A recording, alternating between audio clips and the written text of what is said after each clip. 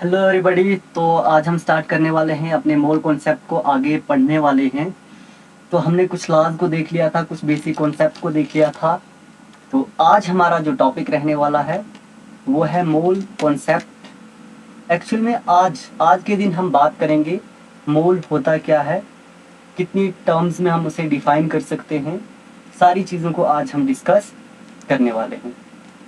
तो अगर हम मोल की बात करें तो मोल को अगर हम एक्सप्लेन करना चाहें तो हम 3 टर्म्स में उसको एक्सप्लेन कर सकते हैं। यानी कि मोल को एक्सप्लेन करने के लिए हमारे पास 3 केसेस हो सकते हैं। सबसे पहला केस यहाँ पे मैं लिखता हूँ, केस फर्स्ट। केस फर्स्ट क्या है आपके पास? अगर आपके पास वेट गिवन हो, यहाँ पे मैं लिख लेता हूँ, if weight is given, weight is given. अगर आपके पास वेट गिवन होगा, यानी कि किसी भी मॉलिक्यूल का आपके पास अगर वेट गिवन है, तो उस वक्त अगर हम मोल की बात करें तो मोल को किस टर्म्स में लिख सकते हैं, वो चीज़ हम यहाँ पे डिस्कस करने वाले हैं। तो मोल को हम एन से डिनोट करते हैं। किसके बराबर होगा आपके पास? Weight, weight divided by molecular wait.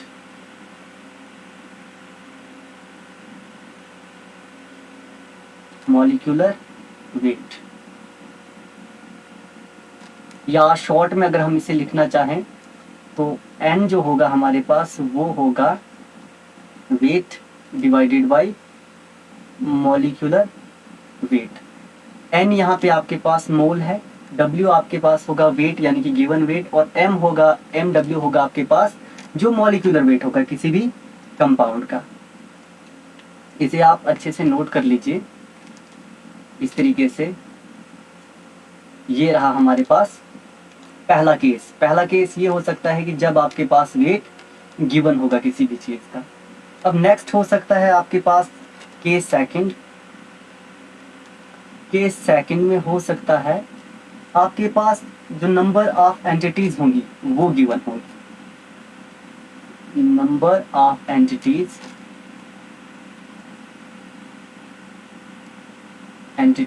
Given. अगर आपके पास नंबर ऑफ एंटिटीज गिवन होगी तो उस वक्त आपके पास जो मोल होगा वो किसके बराबर होगा?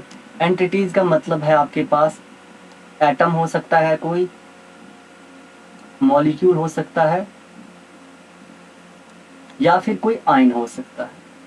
अगर आपके पास एंटिटीज गिवन है यानी कि एटम, मॉलिक्यूल या फिर आयन आपके पास गिवन है, उस कंडीशन में जो आपका मोल होगा वो किसके बराबर होगा वो देखिए। एन मोल है आपके पास इज इक्वल टू, वो होगा n divided by N A के बराबर। अब एन क्या है, एन ए क्या है, हम इसकी बात करेंगे। सबसे पहले आप इसको अच्छे से नोट कर लीजिए इस तरीके से। अब यहाँ पे अगर हम बात करेंगे एन, तो एन होगा आपके पास नंबर ऑफ एंटिटीज, ठीक है, नंबर ऑफ एंटिटीज। एंटिटीज यानी कि आपके पास एटम, मॉलिक्यूल या आयंस, कितना नंबर है उसका। अब जो एन ए है आपके पास, एन ए है आपके पास एवोगैड्रोज नंबर, ठीक है, एवोगैड्रोज नंबर, ठीक है। एन ए को आप डिनोट करते हो एवोगैड्रोज नंबर के लिए।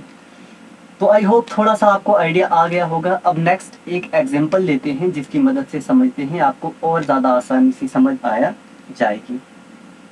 अब केस फर्स्ट की हम बात कर रहे हैं। केस फर्स्ट की एग्जांपल ले रहा हूं मैं। जब आपके पास वेट गिवन था, मान लीजिए आपके पास क्वेश्चन है, सपोज आपके पास क्वेश्चन है कि find the moles of, find the moles of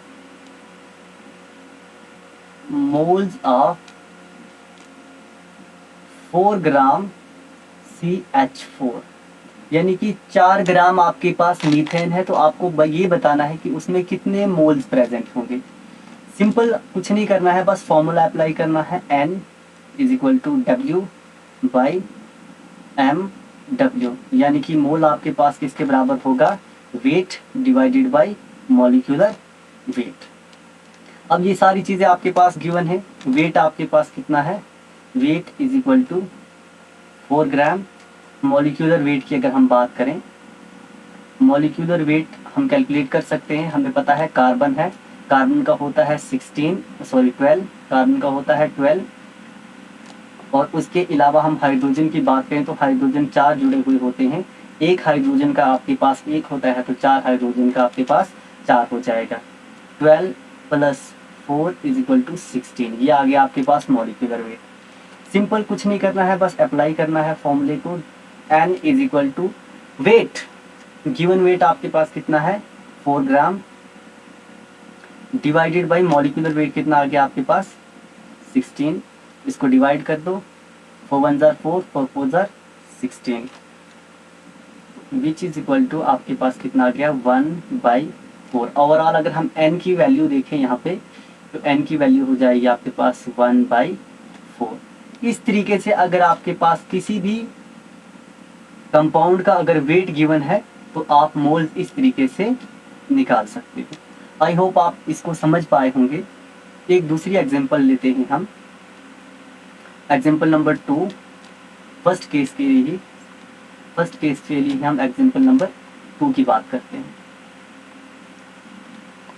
ठीक है। तो वेट अ सेकेंड। तो अगर हम फर्स्ट केस के लिए बात करें इसकी, तो क्वेश्चन नंबर 2 देख लेते हैं हम फर्स्ट केस के लिए। Find the moles of 5 gram CO2। ये क्वेश्चन है आपके पास कि 5 ग्राम CO2 कार्बन डाइऑक्साइड में आपने मोल्स निकालने हैं। कुछ नहीं करना है, सिंपल फॉर्मूला, मोल होता है आपके पास weight divided by molecular weight. इस तरीके से सिंपल आप फॉर्मूले को याद रखिए, बार बार प्रैक्टिस करिए ताकि आपको ये याद रह जाए। अब वैल्यूज़ आपके पास सारी वैल्यूज़ गिवन, तो n आपके पास हो जाएगा इज इक्वल टू, पहले यहाँ पे हम वेट है हमारे पास 5 ग्राम। अगर हम बात करें मॉलिक्यूलर वेट की तो हमें पता है कार्बन का होता है 12 प्लस 2 ऑक्सीजन लगे हुए हैं, एक ऑक्सीजन का होता है 16 मल्टीप्लाई बाई 2 कर देंगे, this is equal to 12 plus 32। ये आपके पास हो जाएगा 44 के बराबर, यानी कि कार्बन डाइऑक्साइड का जो मॉलिक्यूलर वेट है वो आपके पास 44 ग्राम आ चुका है। अब सिंपली वैल्यूज को पुट करिए और अपना आंसर ढूंढिए। तो आपके पास ये आ जाएगा 5 डिवाइडेड बाई 44। तो इसको आप डिवाइड करोगे तो वो आपके पास मोल निकल के सामने आ जाएंगे। ये था आपके पास पहला केस। तो सेकंड केस की अगर हम बात करें, अब बढ़ते हैं हम सेकंड केस की तरफ। सेकंड केस के लिए एग्जांपल करते हैं हम। इसके लिए क्वेश्चन हम लेते हैं, क्वेश्चन नंबर 1, केस आपके पास सेकंड है। मान लीजिए आपके पास क्वेश्चन इस तरीके से गिवन है, find the moles of 3.01 into 10 की raise power 22 molecules of urea. है ना, रैंडम कोई भी मॉलिक्यूल हम ले सकते हैं, मैंने यूरिया लिया, आप कुछ और भी ले सकते हैं। तो फॉर्मूला आपके पास गिवन है, n इज इक्वल टू आपके पास कितने मोल्स गिवन है डिवाइडेड बाई Na है आपके पास एवोगैड्रोस नंबर। फॉर्मूले को आप नोट कर सकते हो। अब यहाँ पे हमारे पास कुछ वैल्यूज गिवन है, ठीक है। अगर हम n की बात करें तो कितने मोल्स हमारे पास गिवन है 3.01 इंटू 10 की रेज पावर 22। Na है आपके पास एवोगैड्रोस नंबर, इसकी वैल्यू आपको हमेशा याद रखनी है क्योंकि हर जगह काम आएगी। 6.02 इंटू 10 की रेज पावर 23, इसकी वैल्यू को आपने हमेशा याद रखना है। ये जो मोल की वैल्यू है ये काफ़ी इम्पॉर्टेंट है, इसको आपने याद रखना है हर जगह, कहीं पे भी केमिस्ट्री में आप जब एवोगैड्रोस नंबर की वैल्यू यूज करोगे तो हमेशा यही आने वाली है। तो चलिए अब हम अपने क्वेश्चन की तरफ प्रोसीड करते हैं। n is equal to number of moles आपके पास गिवन है, कितना है आपके पास 3.01 इंटू 10 की raise power 22 divided by Avogadro's number 6.0233 भी आप लगा सकते हो इसके आगे, 22 भी लिखोगे वो भी करेक्ट है, इंटू 10 की रेज पावर 23। तो सिंपल है, कर लीजिए कैलकुलेट। यहाँ पे 22 था, यहाँ पे 23 था, ये कैंसिल हो गया, 10 यहाँ पे रह गया, ये 1 हो जाएगा आपके पास 3.01 और ये हो जाएगा आपके पास 2। अगर इसको ओवरऑल हम कैलकुलेट करें तो n की जो वैल्यू होगी वो आपके पास निकल कर सामने आएगी 1/2 multiply by 10 which is equal to n is equal to 1/20। इस तरीके से आप, अगर आपके पास कोई भी एंटिटी गिवन है यानी कि एटम मॉलिक्यूल का अगर आपके पास मोल्स गिवन है तो आप आसानी से पूरे कंपाउंड के अंदर निकाल सकते हो। ठीक है, अगर आपके पास एंटिटीज गिवन है तो आप इस फॉर्मूले की मदद से निकाल सकते हो। आई होप समझ आया होगा आपको। नेक्स्ट की तरफ चलते हैं, एक और क्वेश्चन प्रैक्टिस कर लेते हैं। चलिए पहले थर्ड कंडीशन को समझ लेते हैं कि केस थर्ड आपके पास क्या हो सकता है। 2 केस हम पढ़ चुके हैं, अब है केस थर्ड की बात। केस थर्ड में क्या होगा आपके पास, अगर आपके पास वॉल्यूम गिवन है, if volume at STP is given. अगर आपके पास किसी भी क्वेश्चन में वॉल्यूम गिवन है तो उस कंडीशन में आप मोल्स किस तरीके से निकाल सकते हो। उसको निकालने का फॉर्मूला है आपके पास n आपके पास मोल्स के लिए इस्तेमाल हो रहा है, इज इक्वल टू वॉल्यूम हमेशा लीटर में होगा। ठीक है, वॉल्यूम हमेशा लीटर में होगा, इस चीज़ को आपको याद रखना है। डिवाइडेड बाई आपके पास एक वैल्यू होगी जो कि स्टैंडर्ड वैल्यू है 22.4 के साथ आप कैलकुलेट कर सकते हैं। इस तरीके से ये फॉर्मूला आपको याद रखना है थर्ड केस के लिए। चलिए एक एग्जांपल देख लेते हैं। आपके पास मान लीजिए कोई, चलिए क्वेश्चन नोट कीजिए पहले, find moles of 67.2 litre O2 at STP। यानी कि आपके पास O2 यानी कि ऑक्सीजन गैस के जो मोल्स हैं वो आपको निकालने हैं। वॉल्यूम आपके पास गिवन है, कुछ नहीं करना है, सिंपली फॉर्मूला अप्लाई करना है।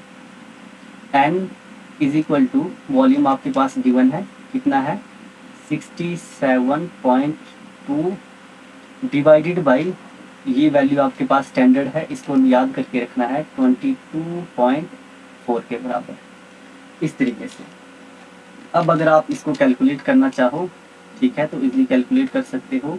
22 तो इस तरीके से करेंगे हम तो आपके पास ये कैंसिल हो जाएगा। आपके पास जो ओवरऑल n की वैल्यू आ जाएगी, आपके पास n इज इक्वल टू 3। इसको डिवाइड करके चेक कर लेना। तो इस तरीके से आप वॉल्यूम के केस में निकाल सकते हो। तो याद रखना है, हमने 3 चीज़ें पढ़ी, 3 केसेस पढ़े, फटाफट से एक बार रिवाइज करवा देता हूँ, उसके बाद में हम आगे चलते हैं। 3 केसेस हमने पढ़े। पहले केस में हमने पढ़ा कि जब हमारे पास, पहले केस में हमने ये पढ़ा कि जब हमारे पास वेट गिवन होगा उस वक्त हमारे पास जो मोल्स होंगे वो होंगे wait divided by molecular weight के बराबर।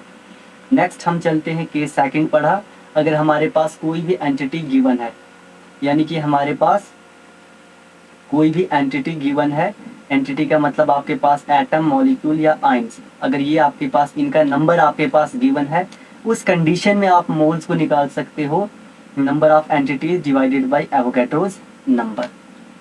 नेक्स्ट अगर हम बात करें, ये कुछ एग्जांपल्स करी हमने, तो अगर हम बात करें थर्ड केस की, तो नेक्स्ट स्लाइड पे था, हाँ, तो ये था हमारे पास थर्ड केस में हमने क्या पढ़ा कि अगर हमारे पास वॉल्यूम गिवन है, स्टैंडर्ड वॉल्यूम गिवन है हमारे पास एसटीपी पे, तो एसटीपी की जो वैल्यू होगी हमारे पास, स्टैंडर्डाइज वैल्यू है हमारे पास 22.4, उस कंडीशन में जो मोल होगा हमारे पास वो होगा वॉल्यूम डिवाइडेड बाई 22.4। इस तरीके से आप इजीली कैलकुलेट कर सकते हैं।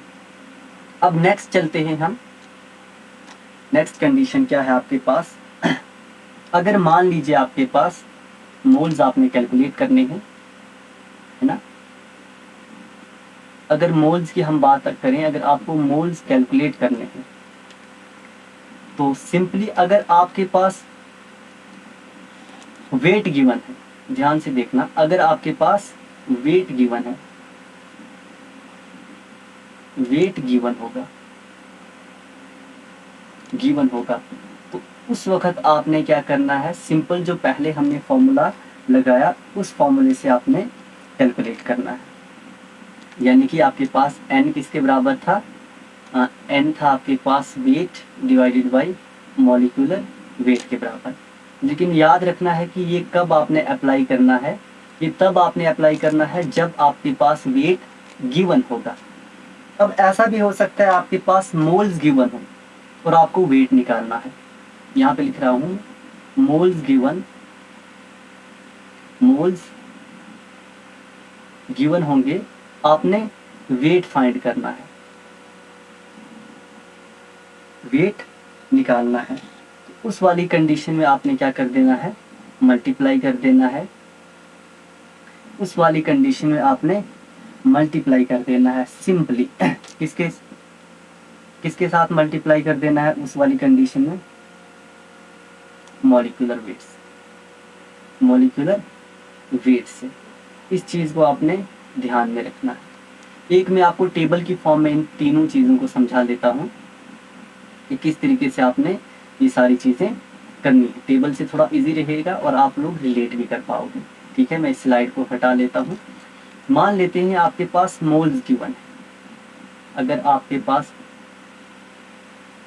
मोल्स हैं, आपके पास यहाँ पे टेबल को आप अच्छे से ड्रॉ करिएगा। अगर आपके पास मोल्स गिवन है तो क्या क्या कंडीशंस हो सकती हैं।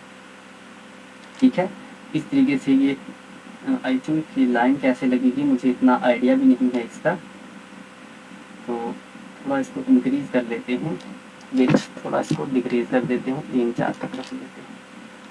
अगर मान लेते हैं हम, आइडिया भी नहीं है, चलिए मैं हाथ से ड्रा कर लेता हूँ, छोड़ो गड़बड़ हो जाएगी कुछ। अगर आपके पास मोल्स गिवन है तो आपके पास 3 कंडीशन हो सकती है। इस तरीके से बराबर इसको ड्रा करना ताकि आप अच्छे से इन चीज़ों को समझ पाओ। ये कंडीशंस क्या हैं, इसको बराबर इसी तरीके से ड्रा करिएगा ताकि आप इजीली इन चीज़ों को समझ पाओगे। नेक्स्ट आ जाएगा आपके पास इस तरीके से, ये एक रिलेशन के रिलेटेड चार्ट है ताकि आप इन चीज़ों को आसानी से समझ सकें। यहाँ पे आप लिख लीजिए वेट, यहाँ पे लिख लीजिए आप नंबर, और यहाँ पे लिख लीजिए आप वॉल्यूम। 3 चीज़ें हैं। अगर आपके पास वॉल्यूम गिवन होगा, अगर आपके पास नंबर गिवन होगा, अगर आपके पास वेट गिवन होगा, तो क्या करना है, अगर आपके पास वेट गिवन है तो मोल्स आपने निकालने हैं, तो आपने डिवाइड कर देना है मॉलिक्यूलर वेट से। अगर आपके पास वेट गिवन है और मोल्स निकालने हैं तो आपने मल्टीप्लाई कर देना है मॉलिक्यूलर वेट से। इस चीज़ को याद रखिए, काफ़ी इंपॉर्टेंट रिलेशन है, इसको याद रखिएगा। अब अगर आपके पास वॉल्यूम गिवन है, वॉल्यूम अगर आपके पास गिवन है, ठीक है, मोल्स आपने निकालने हैं, तो आपने सिंपली क्या कर देना है, डिवाइड कर देना है एवोगैड्रोस नंबर के साथ। ठीक है, अब मान लीजिए आपके पास मोल्स गिवन है, आपने नंबर निकालना है, तो उस कंडीशन में आपने क्या करना है, मल्टीप्लाई करना है मल्टीप्लाई करना है एवोगैड्रोस नंबर से। सिंपल सी ट्रिक है, आपने इसको याद रखना है। अब नेक्स्ट है आपके पास अगर वॉल्यूम गिवन है, अगर वॉल्यूम आपके पास गिवन है और मोल्स निकालने हैं, उस कंडीशन में आपने 22.4 से डिवाइड कर देना है। अगर आपके पास मोल्स गिवन है और वॉल्यूम निकालना है, उस कंडीशन में आपने 22.4 से मल्टीप्लाई कर देना है, मल्टीप्लाई कर देना है। इस टेबल को आपने, इस पूरे चार्ट को आपने अच्छे से याद रखना है, काफ़ी इम्पोर्टेंट है, इसको याद रखना है आपने। ये क्लास के बाद आपको स्लाइड्स मिल जाएंगी, आपको दिक्कत लेने वाली कोई भी बात नहीं है। इस तरीके से आपने इसको नोट कर देना है। चलिए, आई होप समझ आया होगा। अब चलते हैं नेक्स्ट, हम नेक्स्ट स्लाइड की अगर हम बात करें, नेक्स्ट में क्या होने वाला है उसको देखते हैं। एक नेक्स्ट टॉपिक है अब आपके पास परसेंटेज कंपोजिशन वाला, परसेंटेज कंपोजिशन। अगर हम परसेंटेज कंपोजिशन की बात करें तो किस तरीके से कैलकुलेट करेंगे उस चीज़ को आप देखिए। इसके लिए फॉर्मूला है, परसेंटेज कंपोजिशन में शॉर्ट में लिख रहा हूँ, percentage composition of element. Percentage composition of element है, इसलिए मैंने शॉर्ट में लिखा, डिस्टर्ब नहीं होना है। उसको निकालने का फॉर्मूला क्या होगा आपके पास, एटॉमिक वेट। ध्यान से इस फॉर्मूले को लिखिएगा, atomic weight, weight of element multiply by number of atoms, multiply by number of atoms, और आपने डिवाइड कर देना है, आपने सिंपली डिवाइड कर देना है। आई होप ये लाइन लगेगी या नहीं लगेगी, ट्राई करेंगे। हाँ बिल्कुल, ओहो हमने कर दिखाया। मल्टीप्लाई कर देना है आपने सिंपली, सॉरी डिवाइड कर देना है आपने मॉलिक्यूलर वेट ऑफ एलिमेंट के साथ, मॉलिक्यूलर वेट ऑफ एलिमेंट नहीं बल्कि कंपाउंड। इस फॉर्मूले को आपको याद रखना है, काफ़ी इम्पोर्टेंट फॉर्मूला है। इसके बेसिस पर आप बहुत सारे न्यूमेरिकल कर पाओगे। मैं कलर चेंज कर लेता हूँ ताकि आप लोग डिस्टर्ब ना हो। ये रहा दूसरा कलर, सॉरी, तो मैं कलर चेंज कर रहा हूँ। हाँ, इस तरीके से आप इसे भी नोट कर लीजिए, काफ़ी इम्पोर्टेंट है। क्लास के बाद स्लाइड्स आपको मिल जाएंगे डिस्क्रिप्शन बॉक्स में, टेंशन वाली कोई बात नहीं है। अब एक एग्जाम्पल लिखा हमने, तो अब अप्लाई करना भी तो आना चाहिए ना। बेसिक एग्जाम्पल है, आगे जाके हम थोड़ी एडवांस लेवल की भी एग्जाम्पल्स करेंगे, ऐसा नहीं है कि यही एग्जाम्पल्स करेंगे। क्वेश्चन है आपके पास, परसेंटेज कंपोजिशन निकालनी है, percentage composition of CA in CaCO3। या चलिए इस क्वेश्चन को थोड़ा पूरा कर लेते हैं, ये शॉर्ट अच्छा नहीं रहेगा, इसको पूरा कंप्लीट करते हैं। परसेंटेज कंपोजिशन ऑफ, तीनों का ही निकाल देते हैं, है ना। Percentage composition of calcium, carbon and oxygen in CaCO3। यानी कि आपके पास एक कंपाउंड है कैल्शियम कार्बोनेट, उसमें आपने ये बताना है कि कैल्शियम, कार्बन और ऑक्सीजन की कितनी परसेंटेज प्रेजेंट है। तो फॉर्मूला आपके सामने है। सबसे पहले हम बात करते हैं percentage composition of Ca, calcium की बात करते हैं।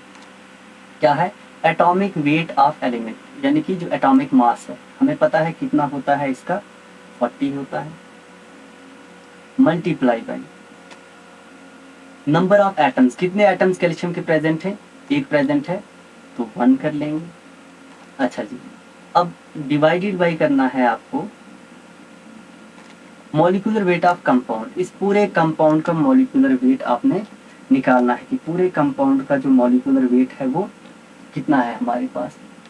अगर हम कैल्शियम की बात करें तो कैल्शियम का होगा आपके पास 40 मास, कार्बन का होगा हमारे पास 12 और ऑक्सीजन हमारे पास 3 लगे हुए हैं तो 3 मल्टीप्लाई बाई 16 करेंगे, ये हो जाएगा हमारे पास 40 प्लस 12 प्लस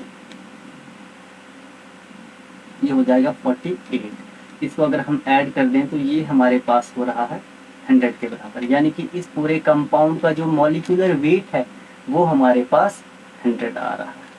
तो मॉलिक्यूलर वेट ऑफ कंपाउंड कितना है आपके पास 100।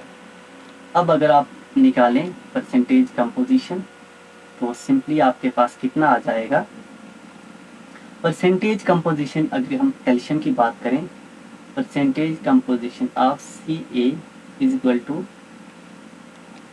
सॉरी फॉर्मूले में एक चीज़ शायद मैं लिखना भूल गया था कि परसेंटेज कैलकुलेट कर रहे हैं तो मल्टीप्लाई बाई 100 इसमें ऐड कर देना, ठीक है, मल्टीप्लाई बाई 100 इसमें ऐड कर देना है, इज इक्वल टू किसके बराबर हो जाएगा। इस वाले कंपाउंड की अगर हम बात करें तो 41 बार 40 डिवाइडेड बाई 100 मल्टीप्लाई बाई 100, ये कैंसिल हो जाएगा तो आपके पास जो परसेंटेज कंपोजिशन आ जाएगी, परसेंटेज कंपोजिशन आ जाएगी Ca की, वो आ जाएगी आपके पास 40 के बराबर। इस तरीके से आप कैलकुलेट कर सकते हैं।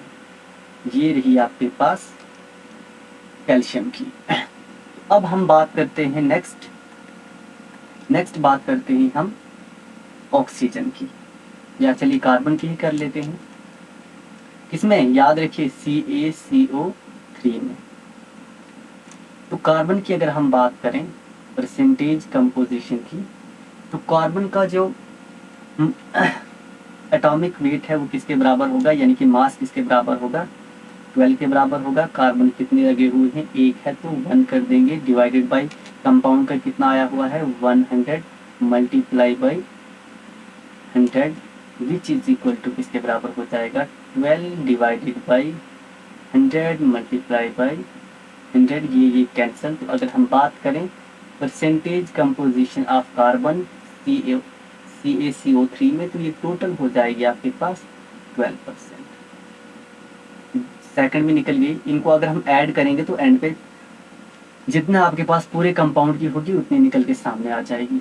अब नेक्स्ट है हमारे पास percentage composition of oxygen is equal to कितना है एटॉमिक वेट 16, कितने लगे हुए हैं कार्बन एटम, देखिए ना यहाँ पे 3 लगे हुए हैं, तो आप सिंपल इस तरीके से कर दोगे 3 डिवाइडेड बाई 100 मल्टीप्लाई बाई 100, तो ये हो जाएगा आपके पास 48 डिवाइडेड बाई 100 मल्टीप्लाई बाई 100। तो इस तरीके से आप कैंसिल कर दोगे तो आपके पास परसेंटेज कंपोजिशन आ जाएगी ऑक्सीजन की 48%। तो अब देखो अगर हम इन तीनों को ऐड करेंगे, अगर हम इन तीनों को ऐड करेंगे तो जितनी स्टार्टिंग में आपके पास इस कंपाउंड की थी तो उसके बराबर आ जाएगी। तो यहाँ पे अगर मैं बता दूं कैल्शियम की आई आपके पास 40, कार्बन की आई आपके पास 12 और ऑक्सीजन की आई आपके पास 48, तो इसको कैलकुलेट करें तो ये आपके पास 100 के बराबर हो गया। तो इस तरीके से आप आसानी से बिल्कुल इन चीज़ों को कैलकुलेट कर पाओगे। अब हम बात करेंगे नेक्स्ट एग्जांपल की। परसेंटेज कंपोजिशन निकालनी है आपने, क्वेश्चन नंबर 2 है आपके पास। Find the percentage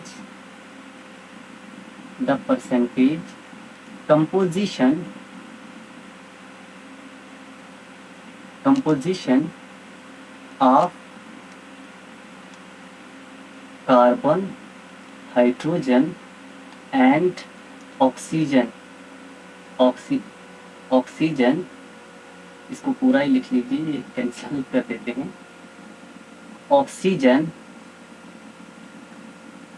oxygen in glucose, तो ग्लूकोज का फॉर्मूला क्या होता है, C6H12O6।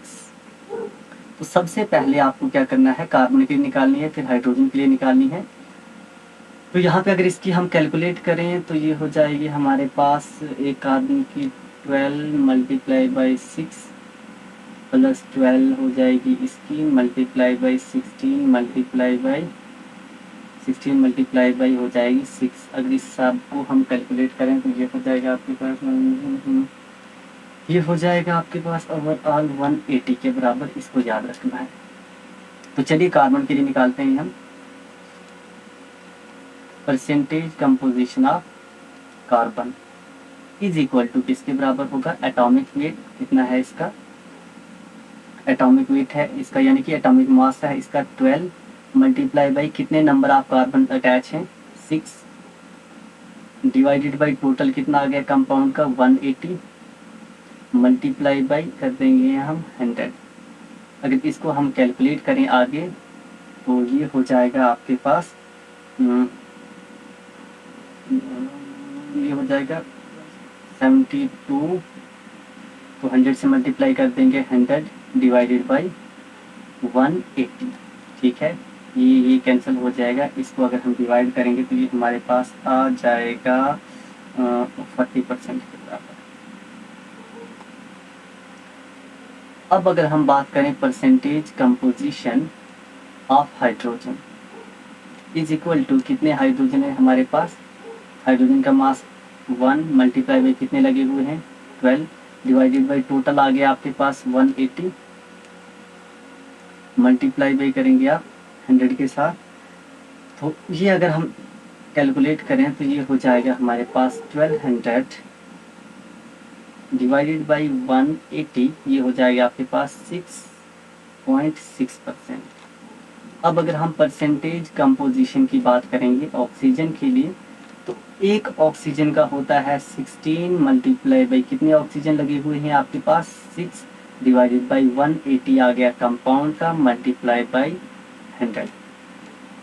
तो इसको करेंगे हम तो ये आ जाएगा हमारे पास 96 multiply by 100 divided by 180 which is equal to 9600 divided by 180। अगर ये इसको कैंसिल कर दो, अगर इसको हम डिवाइड कर देंगे तो हमारे पास आ जाएगा 53.3। अब अगर हम इन तीनों को ऐड करें तो ये हमारे पास पूरा 100% के बराबर आ जाएगा। ठीक है, तो ये था आज का। आई होप आप लोग समझ पाए होंगे। अगर कहीं पे भी किसी भी किस्म का आपको डाउट है तो आप वो डाउट भी मुझसे पूछ सकते हो। अगर हाँ इसके अलावा भी आपकी कोई इंक्वायरी हो तो आप पूछ सकते हो, मैं उसका सॉल्यूशन दे दूंगा, कमेंट कर सकते हो। तो चलिए गाइस, आई होप आप लोग सब चीज़ों को समझ पाए होंगे। अगर आपको हमारी वीडियोस अच्छी लग रही हैं तो आप हमारे चैनल पे कंटिन्यूअसली बने रह सकते हैं। हमारे चैनल को सब्सक्राइब कीजिएगा। Thank you so much.